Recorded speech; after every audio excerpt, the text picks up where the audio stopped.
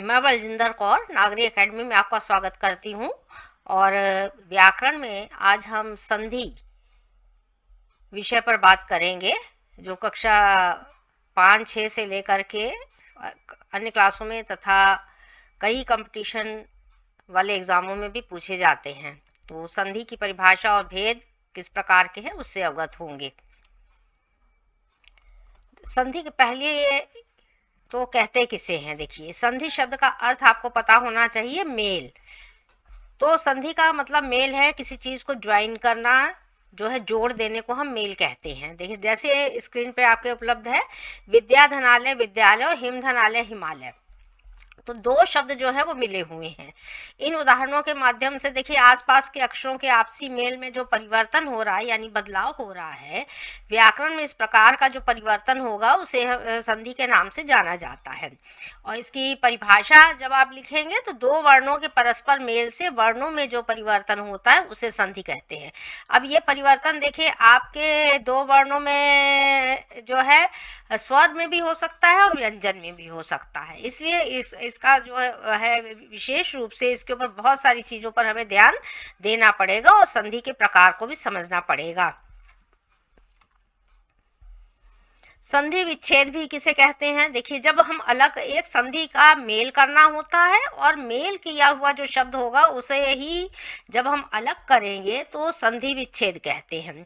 संधि युक्त शब्द को अलग करना ही संधि विच्छेद कहा जाता है। जैसे परीक्षार्थी शब्द है परीक्षाधन अर्थी, और वहां पर आपने हिम धनालय देखा तो दो शब्द पहले जुड़े थे वहां पर, तो वो मेल था। और यहाँ पर एक शब्द का दो देखिए भागों में विभक्त कर दिया गया है, बांट करके जब हम उसको कर रहे हैं तो यहाँ पर विच्छेद को दिखाया गया, विच्छेदन है। तो संधि विच्छेद है। और संधि के भेद जो है स्वर संधि, व्यंजन संधि और विसर्ग संधि, इस प्रकार से आप जो है संधि के भेद पढ़ते हैं। स्वर संधि देखिए दो स्वरों के मेल से जो परिवर्तन होता है उसे स्वर संधि कहते हैं। अब स्वर संधि में आप देखिए स्वर और व्यंजन आपने पढ़े हैं, तो अ आ इ ई उ ऊ ए ए इत्यादि क्या है, हमारे स्वर है, और क ख ग घ क्या है, आपके व्यंजन है। तो इतना तो आपको पहले ही ज्ञात हो जाता है। तो स्वर संधि के भेद जो है 5 हैं। दीर्घ संधि, गुण संधि, वृद्धि संधि, यण संधि और अयादि संधि के नाम से इनके 5 भेद इस प्रकार से किए गए हैं। देखिए दीर्घ संधि, दीर्घ माने ही बड़ा होता है। तो दीर्घ में आप देखें ह्रस्व और दीर्घ। ह्रस्व माने छोटा, दीर्घ माने बड़ा है। अ ई उ के बाद यदि ह्रस्व या दीर्घ अ ई उ आ जाए तो दोनों मिलकर दीर्घ हो जाते हैं। यानी अगर एक अ और एक अ मिला तो आ हो जाना चाहिए, बड़ा आ के लिए ही प्रयोग करेंगे। उसी प्रकार छोटा ऊ और बड़ा ऊ मिलेगा तो भी बड़ा ऊ होगा, छोटा ऊ मिल गया तो भी बड़ा ऊ होगा। तो इस तरह से आपको ये ज्ञात होना चाहिए कि कैसे इसमें परिवर्तन आ रहा है। देखिए अ और अ मिलके आ हुआ, आ और अ मिलके आ हुआ, आ और अ मिलके आ हुआ, आ भी मिलकर के आ हो रहा, तो सब जगह पर आ का ही प्रयोग हो रहा है। तो इस तरीके से आपको इन चीजों को समझना पड़ेगा कि संधि में हम किस प्रकार से जो परिवर्तन होते हैं और शब्दों में हम किस प्रकार से प्रयोग में लाएंगे और कैसे हम लिखेंगे। देखिए आ वाले शब्द इस प्रकार पूरी स्क्रीन पर आपके ये शब्द दिए गए हैं कि कैसे कैसे परिवर्तन हो रहा है। सत्य और अर्थ जब मिला तो सत्यार्थ में आ रहा है। वेद और अंत में वेदांत आ रहा है, आ का प्रयोग हो रहा है। आ वाला शिव धनालय शिवालय और देव धनालय देवालय, आ और अ मिलके आ हुआ। विद्यार्थी शब्द आप देख रहे हैं और परीक्षार्थी शब्द में भी आ का प्रयोग हो रहा है।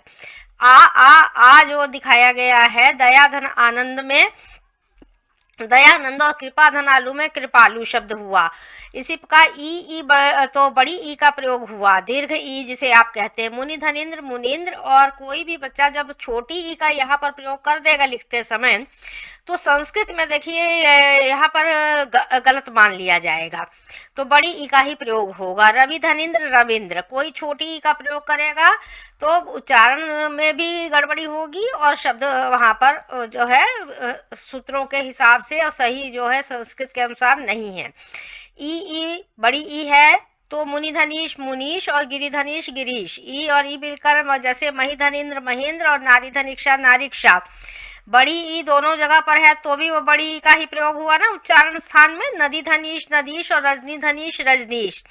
उसी प्रकार के छोटा ऊ जो जिसे आप कह देते हैं तो ऊ मिलकर के बड़े ऊ का प्रयोग गुरु धन उपदेश गुरु उपदेश, भानु धन उदय भानुदय, ऊ का लघुर्मी और आपसे शब्द है।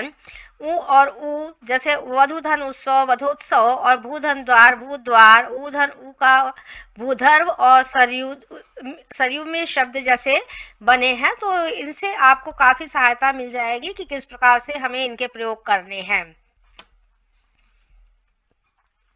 गुण संधि जो है, जब अ या आ के बाद ई या ई आए तो उनके स्थान पर ए उ या उ आए तो ओ तथा री आए तो अर हो जाता है। इस परिवर्तन को गुण संधि आप कहते हैं। तो अ ई ए हो गया। देखिए यहाँ पर भी बहुत बड़ा परिवर्तन होता है। नर धन इंद्र तो ए हो गया तो नरेंद्र, तो गुण संधि में परिवर्तन हो रहा है। सुर धनेन्द्र में सुरेंद्र, कोई सुरेंद्र नहीं कहा गया, सुरेंद्र शब्द आया।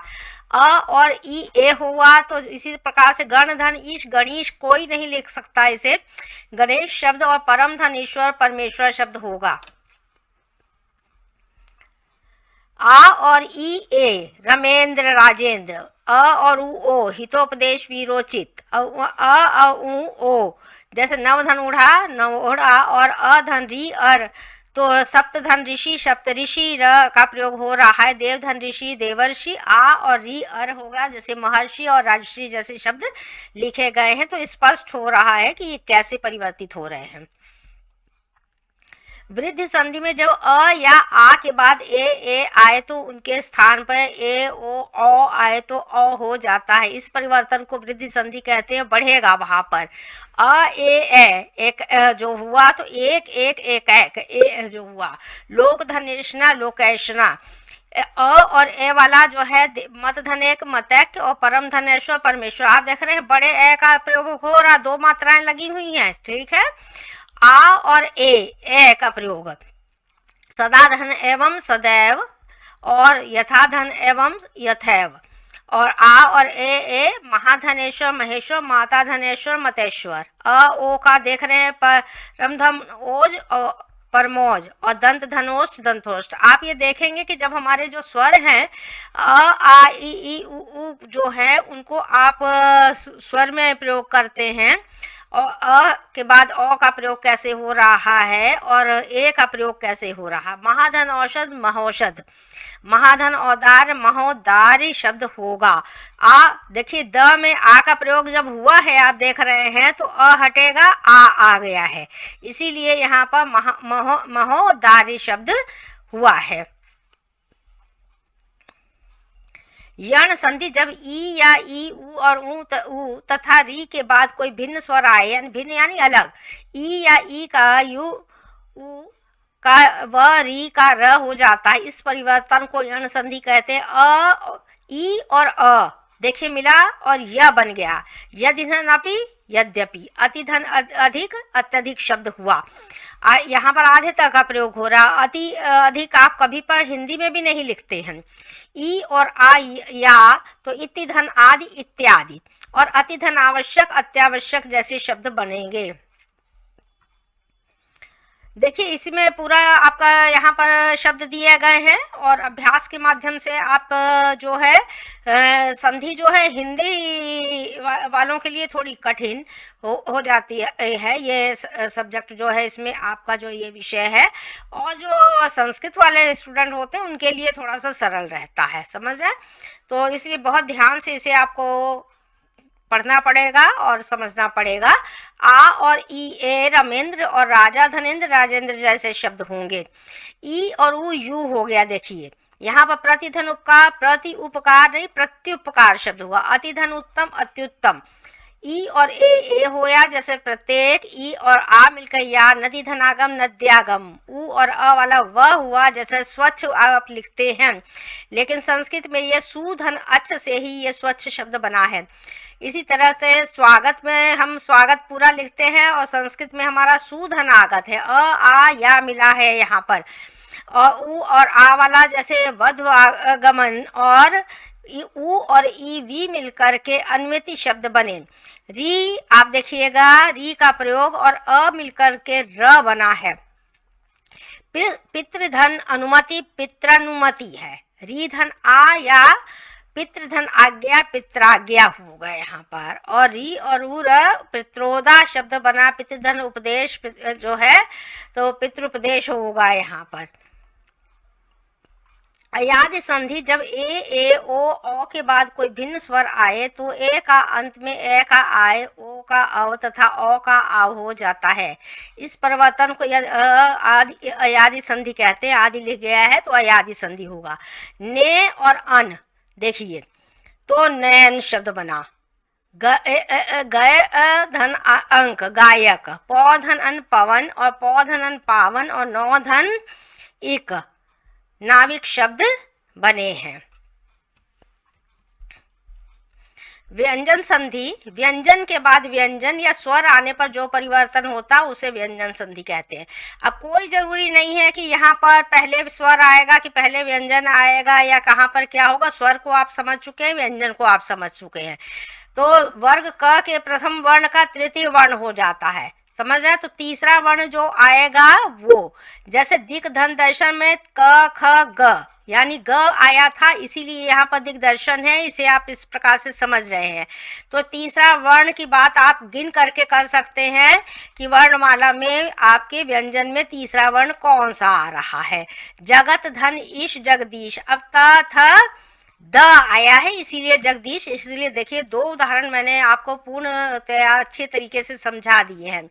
और ख देखिए वर्ग में प्रथम वर्ण का पंचम वर्ण हो जाता है।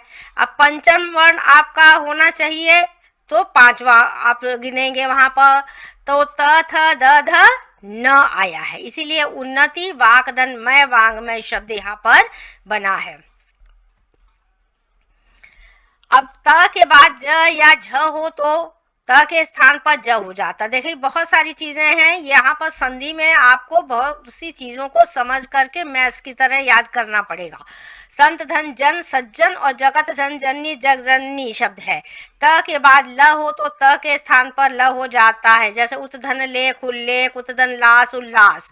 त के बाद श हो तो त स्थान पर च और श स्थान पर छ हो जाता है। उत्शिष्ट उच्छित अशिष्ट उच्छ्वास शब्द जिस प्रकार से ये बने हुए हैं, तो इस प्रकार से आप देख रहे हैं कि शब्दों में किस प्रकार से परिवर्तन स्वर और व्यंजन से हो रहे हैं। त के बाद ह हो तो त का द और का ध हो जाता है। तत् धन हित तद्वित, उत धन हार उद्धार, तथा द हो रहा है आप देख रहे हैं। और जो है म के बाद यदि कोई स्पर्श व्यंजन हो तो म के स्थान पर इस स्वर का अंतिम वर्ण हो जाता है। संकल्प संधन कल्प संकल्प और संधन तोष होगा यहाँ पर। हम हो गया है गलती से, तो संधन तोष संतोष। म के बाद यदि यर लव श है तो म का अनुस्वार हो जाता है। समधन रक्षक संरक्षक शब्द होगा। संवाद शब्द समधन वाद संवाद होगा। न का न हो जाता है। अब देखें री र श के बाद न हो तो न का न हो जाता है। री धन न ऋण, प्रधन मान प्रमाण। और इसी तरह से छ देखिए उदाहरण में स से पहले आ कोई स्वर आ जाए तो से का श हो जाता है। अभिधन सेक अभिषेक श हुआ है यहाँ पर। और विधन सम विषम शब्द होगा। विसर्ग संधि, विसर्ग के साथ स्वर या व्यंजन के में से जो परिवर्तन होता है उसे विसर्ग संधि कहते हैं। निधन चय निश्चय। और यदि विसर्ग से पहले अ हो तो विसर्ग के बाद किसी भी वर्ग का तीसरा चौथा पांचवा वर्ण हो। यर लव है तो विसर्ग का ओ हो जाता है, जैसे मनोरथ और मनोज शब्द हैं। इस प्रकार से उदाहरणों के माध्यम से आपने जो है इसे समझा है।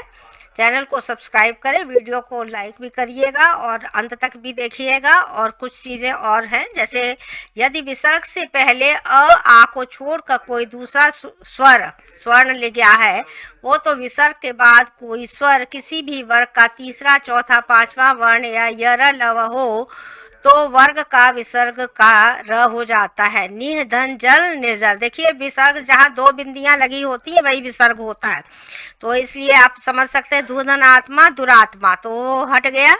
और यदि विसर्ग के बाद च छ हो तो विसर्ग का श ट ठ हो तो श त थ हो तो विसर्ग का स हो जाता है। निर्धन च निश्चय और निर्धनता निस्तार शब्द है।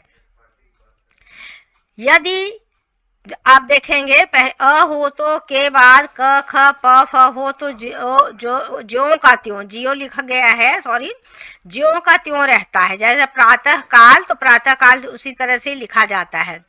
यदि विसर्ग के बाद क हो तो विसर्ग का स हो जाता है। आप देख रहे हैं नमः में विसर्ग लगा हुआ, ते लिखा हुआ है और नमस्ते में स इसकी जगह पर हुआ है। नि और दू के विसर्ग के बाद श स हो तो विसर्ग का श श स हो जाता है, जो का त्यों रहता है। निधन संदेह निसंदेह होता है।